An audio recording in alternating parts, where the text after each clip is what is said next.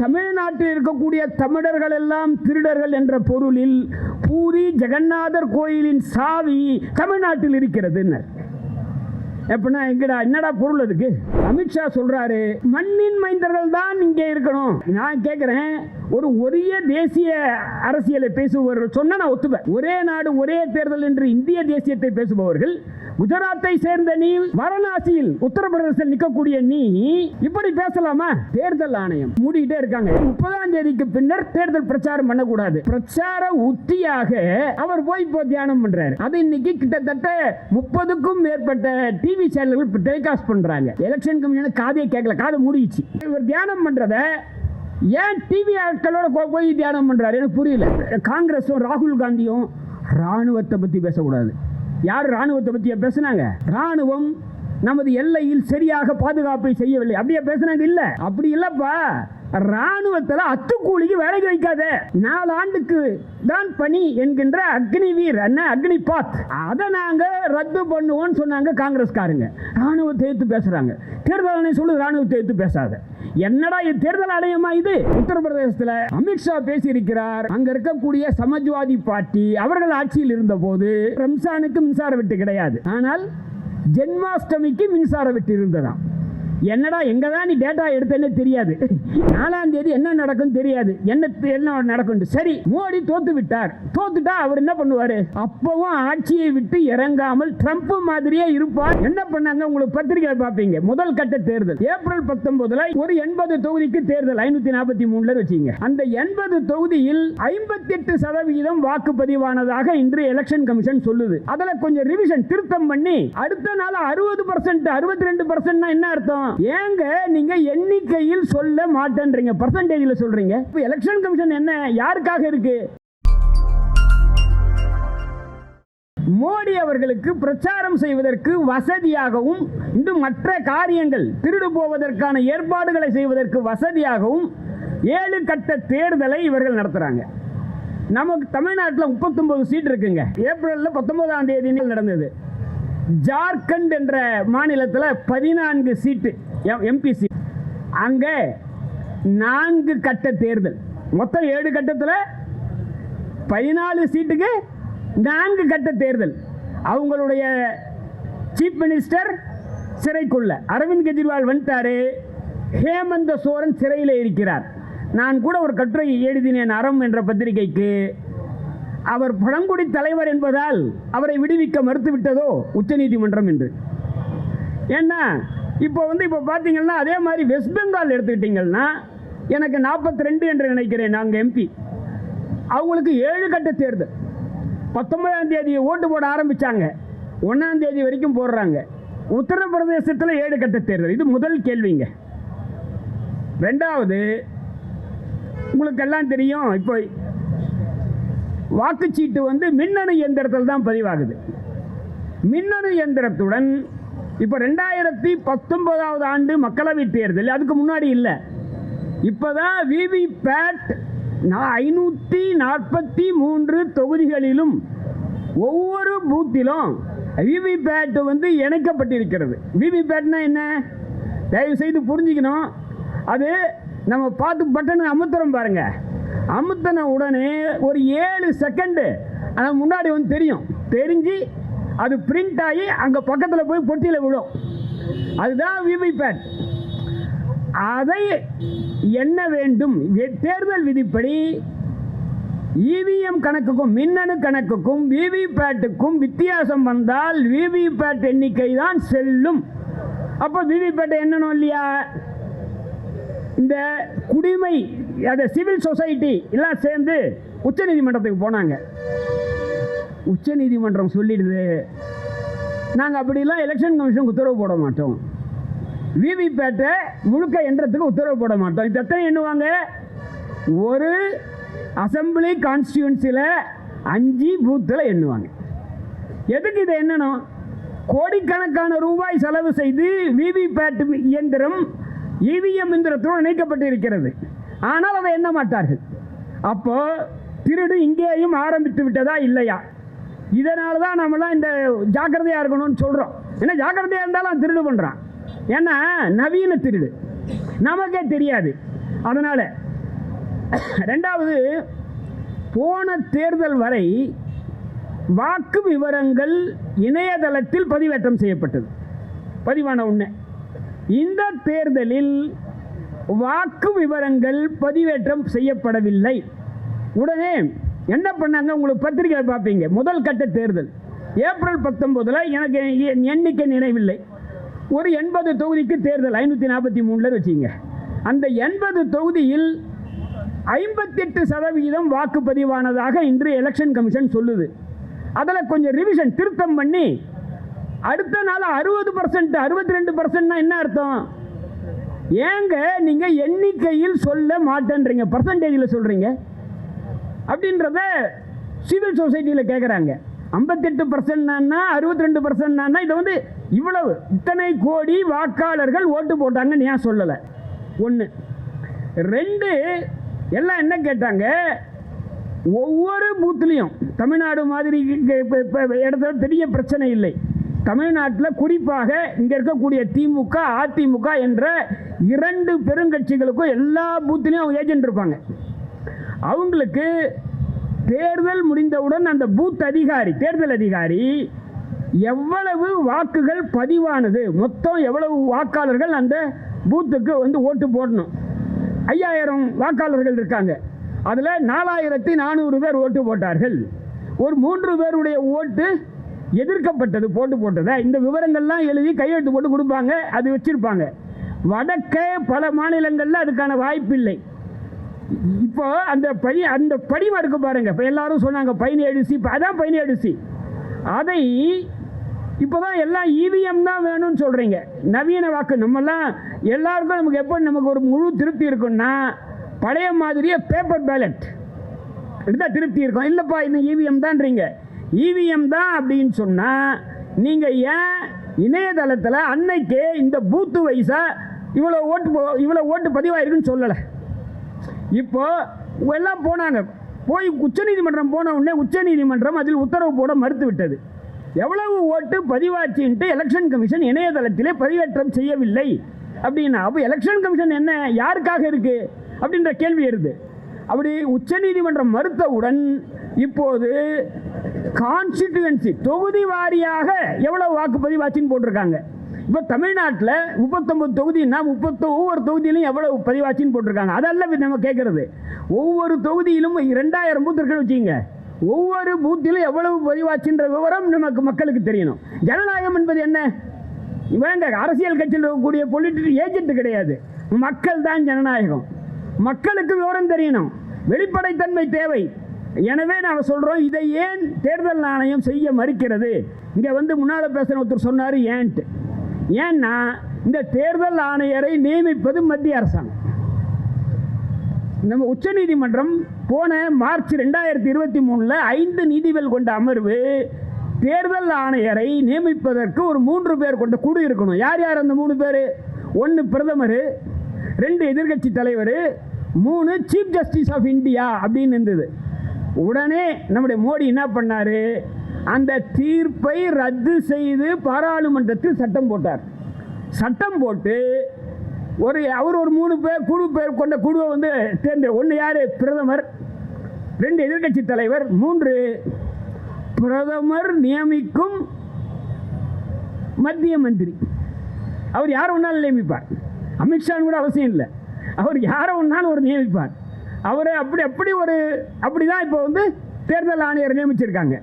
அதனால தான் அந்த தேர்தல் ஆணையம் ஒரு செயலற்ற ஆணையமாக இப்போ இருந்துகிட்டு இருக்கு. அதுக்கு அடுத்து இன்னும் கூட என்ன சொல்லணும்னா, இப்போ எலெக்ஷன் கமிஷன் வந்து ஒரு காரியம் அங்கே, அதாவது முழுக்க பாஜகவிற்கும் மோடிக்கும் ஆதரவு. அதான் 7 கட்ட தேர்தலே அதுக்கு தான் இது செயல்பட்டுக்கிட்டு இருக்கு. ஒரு நடவடிக்கை கூட எடுக்கலை. மோடி பேசிய வெறுப்பு பேச்சையெல்லாம் இவங்க சொன்னாங்க. என்ன சொன்னார்? தமிழ்நாட்டில் இருக்கக்கூடிய தமிழர்கள் எல்லாம் திருடர்கள் என்ற பொருளில் பூரி ஜெகநாதர் கோயிலின் சாவி தமிழ்நாட்டில் இருக்கிறது. எப்படின்னா என்னடா பொருள் அதுக்கு? பூரி ஜெகநாதர் கோயிலின் கருவூலத்தின் சாவி இங்க தமிழ்நாட்டில் இருக்குன்னாரு. அதோடவா அமித்ஷா என்ன சொன்னாரு, அங்கே VK பாண்டியன் என்ற ஒரு IAS அதிகாரி ஒரிசாவில் இருக்கக்கூடிய ஒரு தமிழர் அங்கே அதிகாரியாக இருந்து பணியாற்றி விருப்ப ஓய்வில் சென்று ஒரிசா பொண்ணை கல்யாணம் பண்ணிக்கிட்டு அங்கே இருக்கக்கூடிய பட்நாயக் உடன் சேர்ந்து அரசியல் செய்கிறார். இவர் சொல்றாரு, அமித்ஷா சொல்றாரு, மண்ணின் மைந்தர்கள் தான் இங்கே இருக்கணும். நான் கேட்குறேன், ஒரு ஒரிய தேசிய அரசியலை பேசுபவர்கள் சொன்னால் நான் ஒத்துப்பேன். ஒரிய தேசிய அரசியலை பேசுபவர்கள் சொன்னால் கூட அதில் அர்த்தம் இருக்கு. ஒரே நாடு ஒரே தேர்தல் என்று இந்திய தேசியத்தை பேசுபவர்கள், குஜராத்தை சேர்ந்த நீ, வாரணாசியில் உத்தரப்பிரதேசத்தில் நிற்கக்கூடிய நீ இப்படி பேசலாமா? நம்ம ஊரில் எம்ஜிஆர் அவர்கள் இங்கே மந்திரியா இல்லையா? இந்தியா என்பதில் இன்றைக்கி இருக்கக்கூடிய அரசமைப்பு சட்டத்தில் யார் ஒன்றாலும் இங்கே நிற்கலாம் இல்லையா? அப்போது அங்கே சென்று இன்றைக்கி எதுக்காக கேட்குறேன்னா, இவர் சொன்னார் பாருங்க, இதுக்கு முன்னாடி பேசிய நம்ம ஒருத்தர் சொன்னார், இங்கே அமித்ஷா வந்து நம்ம ஊரில் சாமி கும்பிட்றவர், அவர் என்ன சொல்கிறாரு, இங்கே தமிழன் ஒரிசாவுக்கு முதல்வராக ஆகக்கூடாதுன்றார். பட்நாயக் சொல்லிட்டார், அப்படிலாம் ஆக போகிறது இல்லை. நான் அவரை ஒன்றையும் அவர் தேர்தலே நிற்கலை. பாண்டியன் சட்டசபை அங்கே சட்டசபைக்கும் தேர்தல் நடக்குது, நிற்க கூட இல்லை. ஆனால் இவர்கள் பொய் சொல்ல அஞ்சாதவர்கள் அப்படி என்பதற்காக சொல்கிறேன். எனவே இப்போ இவங்க வந்து இவங்க என்ன செய்யறதுக்கும் இவங்க பண்ணுவாங்க. இப்போ மோடி பண்ணுற உத்தி என்ன? இப்போ வந்து தேர்தலில் பிரச்சாரம் பண்ணுவது தடை செய்யப்பட்டிருக்கு. ஏன்னா 1ஆம் தேதி இன்னைக்கு ஒரு கடைசி கட்ட தேர்தல், அதனால 30ஆம் தேதிக்கு பின்னர் தேர்தல் பிரச்சாரம் பண்ணக்கூடாது. பிரச்சார உத்தியாக அவர் போய் இப்போ தியானம் பண்ணுறாரு. அது இன்னைக்கு கிட்டத்தட்ட 30க்கும் மேற்பட்ட டிவி சேனல்கள் டெலிகாஸ்ட் பண்ணுறாங்க. மம்தா பானர்ஜி சொன்னாங்க, ஏன்னா தேர்தல் முடியல, இந்த டெலிகாஸ்ட்டை தடை பண்ணணும்னாங்க. எலெக்ஷன் கமிஷன் காதே கேட்கல, காதை மூடிச்சு. எனவே இப்போ இந்த எல்லாமே இவங்க பார்த்தீங்கன்னா இவர் தியானம் பண்ணுறத ஏன் டிவி ஆட்களோட போய் தியானம் பண்ணுறாரு எனக்கு புரியல. அவர் தியானம் பண்ணட்டும், வாழ்த்துக்கள். அவர் ஏன் டிவி ஆட்களை கூட்டி வச்சுக்கிட்டு கூட போய் தியானம் பண்ணுறாரு? ஏன்னா இதான் இந்த எலெக்ஷன் கமிஷன் இதை பற்றி எல்லாம் எதையுமே ஒரு கேட்க தயாராகவே இல்லை. இன்னும் அவர்கள் சொன்ன பொய்யை பற்றியெல்லாம் நான் நீண்ட உரையெல்லாம் இங்கே ஆற்ற போவதில்லை. இது ஒரு பொது பெரிய மேடை அல்ல. என்னன்னா அவரே எவ்வளோ பெரிய பொய்யை சொல்கிறார் பாருங்க. காங்கிரஸ்காரர்கள் மீன் ஆட்சிக்கு வந்தால் ராமர் கோயிலை இடித்து விடுவார்கள். நான் சொல்கிறேன், கோயிலை யார் இடிப்பாங்க? மசூதியை இடித்தவர்கள் தான் கோயிலையும் இடிப்பார்கள். ஏன்னா வேற யாரும் இடிக்க மாட்டான். ஏன்னா கடவுள் நம்பிக்கை இல்லாதவன் கூட கோயிலை இடிக்க மாட்டான், தேவாலயத்தை இடிக்க மாட்டான், மசூதியை இடிக்க மாட்டான். ஏற்கனவே மசூதியை இடித்தவர்கள் தான் இடிப்பார்கள். எனக்கு என்ன தெரியுமா சந்தேகம், இவர்கள் பிஜேபிக்காரர்கள் ஆர்எஸ்எஸ்காரர்களே இந்த கோயிலை இடித்து விட்டு காங்கிரஸ்காரர்கள் இடித்தார்கள், கம்யூனிஸ்ட்காரர்கள் இடித்தார்கள், பெரியாரிஸ்ட்கள் சொல்ல மாட்டாங்க. ஆனால் யூபிஎல் நம்மால் கிடையாது. எல்லாத்துக்கும் இவன் சொன்னாலும் சொல்லுவான். மற்றபடி எப்படிப்பா கோயிலை இடித்து எவ்வளோ பெரிய போய் தேர்தல் ஆணையம் வாய் மூடிட்டு இருந்து, ஏன் இப்படிலாம் பேசக்கூடாதுப்பா. இதே மாதிரி வேற ஆள் பேசினா சொல்லுவாங்களா? ஆனால் என்ன சொல்லு, தேர்தல் ஆணையம் காங்கிரஸும் ராகுல் காந்தியும் இராணுவத்தை பற்றி பேசக்கூடாது. யார் இராணுவத்தை பற்றியா பேசுனாங்க? இராணுவம் நமது எல்லையில் சரியாக பாதுகாப்பை செய்யவில்லை அப்படியே பேசுனாங்க. இல்லை, அப்படி இல்லைப்பா. இராணுவத்தில் அத்துக்கூலிக்கு வேலைக்கு வைக்காத, கான்ட்ராக்டுக்கு வேலைக்கு வைக்காத. அங்கே 4 ஆண்டுக்கு தான் பணி என்கின்ற அக்னிவீர் அக்னிபாத் என்ற அந்த முறை நிரந்தரம் கிடையாது. 4 ஆண்டு தான் இராணுவத்தில் பணி. இங்கே இருக்க நம்ம போலீஸ்காரங்க இருக்காங்க, அவங்க 25 வயசில் சேர்ந்தாங்கன்னா 60 வயசு வரைக்கும் வேலை செய்வாங்க. ஆனால் இராணுவத்தில் சேர்ந்தா 4 வருஷம்தான், ஒன்றுமே கிடையாது, வெளில போயிடணும். எந்த பெண்ணிமிடம் கிடையாது, ஒரு குழந்தையும் கிடையாது, வெளில போகணும். அதை நாங்கள் ரத்து பண்ணுவோம்னு சொன்னாங்க காங்கிரஸ்காரங்க. இராணுவத்தை எடுத்து பேசுகிறாங்க. தேர்தல் ஆணையம் சொல்லுது இராணுவத்தை எடுத்து பேசாத. என்னடா இது தேர்தல் ஆணையமா? இதை நாமெல்லாம் திருப்பி கேட்கணுன்றது தான்.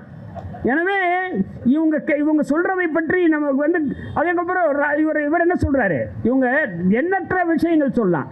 என்ன, இந்துக்களினுடைய சாதாரண சொத்து இல்லை, பெண்கள்லாம் ஜாக்கிரதையா இருங்க. உங்க தாலியை கூட பறித்து முஸ்லீம் கொடுத்துருவாங்க.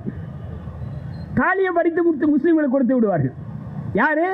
காங்கிரஸ் ஆட்சிக்கு வந்தா. என்னப்பா, ராமர் கோயிலை இடிப்பாங்க, இந்துக்களுடைய தாலி உட்பட அவங்களுடைய சொத்தை பறித்து கொடுத்து விடுவார்கள். அப்புறம் என்ன தெரியுங்களா, இடஒதுக்கீட்டை ஏங்க இடஒதுக்கீட்டு மசூதி அடித்தது மாதிரி இடஒதுக்கீட்டை எஸ்சி எஸ்டி ஓபிசிக்கு எதிராக கொண்டு வந்தது இடபிள்யூஎஸ் கொண்டு வந்தது இவன்.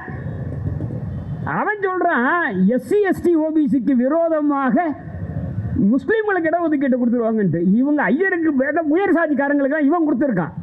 கொடுத்ததின் விளைவாக 2 விளைவு. ஒன்று, அந்த உயர் சாதிக்காக கொடுத்த 10% உயர் சாதி ஏழைகள், என்ன பிராமணர் உட்பட உயர் சாதி, அநேகமாக பிராமணர்களுக்கு தான் அது அந்த ஏழைகள், மற்ற எஸ்சி எஸ்டி ஓபிசி ஏழைகளுக்கு கிடையாது. 2, அந்த 10% குறையுது.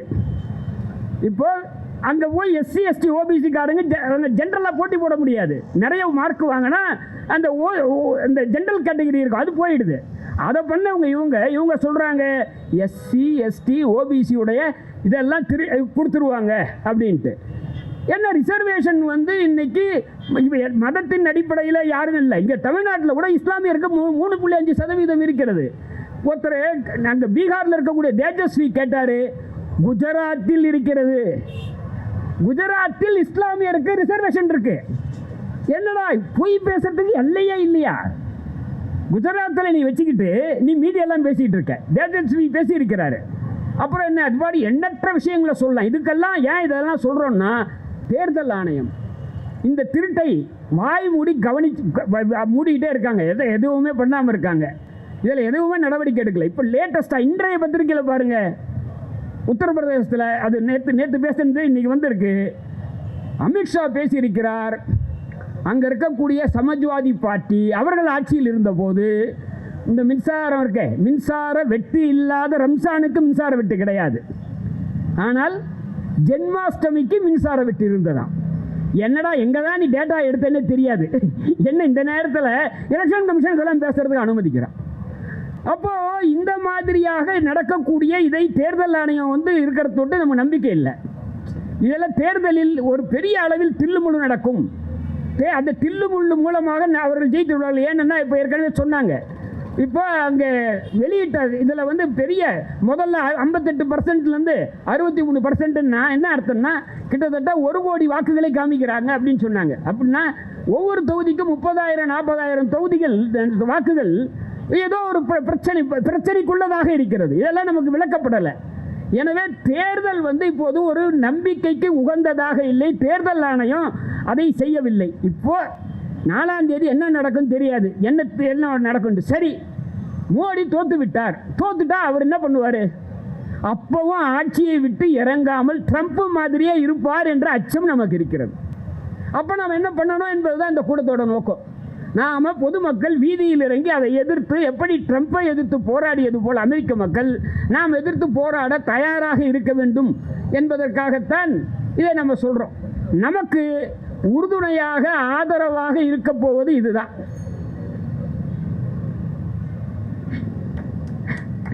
இதுதான் நமக்கு ஆதரவாக இருக்க போகிறது. எனக்கு தெரிந்த வேறு ஒன்றும் அல்ல, அரசமைப்பு சட்டம், கான்ஸ்டிடியூஷன் ஆஃப் இந்தியா. இதன் அடிப்படையில் இந்த அமைப்பு இதைத்தான் அவர்கள் தூக்கி எறிய பார்க்கிறார்கள். இதன் அடிப்படையில் நாம் மக்களை திரட்டி நமது ஜனநாயகத்தை காப்போம். அவர்கள் குதிரை பேரம் செய்வார்கள். எப்படின்னா அவங்க பணம் எக்கச்சக்கமாக இருக்குது, அந்த பணத்தை கொட்டி அவர்கள் வாங்கி விடுவார்கள். அதுக்கான ஏற்பாடெல்லாம் நடக்கும். அவர்கள் ஒரு 250 வராங்க, இல்லை 240 வராங்கன்னா என்டிஏ, நான் பிஜேபி அல்ல, என்டிஏ ஒரு 20-30 குறையுதுன்னா காசு எங்கே எல்லாம் எலக்டோரல் தேர்தல் பத்திரம், பிஎம் கேஷ் என்று ஆயிரக்கணக்கான கோடிகள் இருக்கிறது. அவர்களுக்கு எதிர்க்கக்கூடிய ஒரே ஆயுதம் நம்மிடம் இருப்பது அரசமைப்பு சட்டம், மக்கள் இயக்கம். நாம் நிச்சயம் வெற்றி பெறுவோம். நன்றி, வணக்கம்.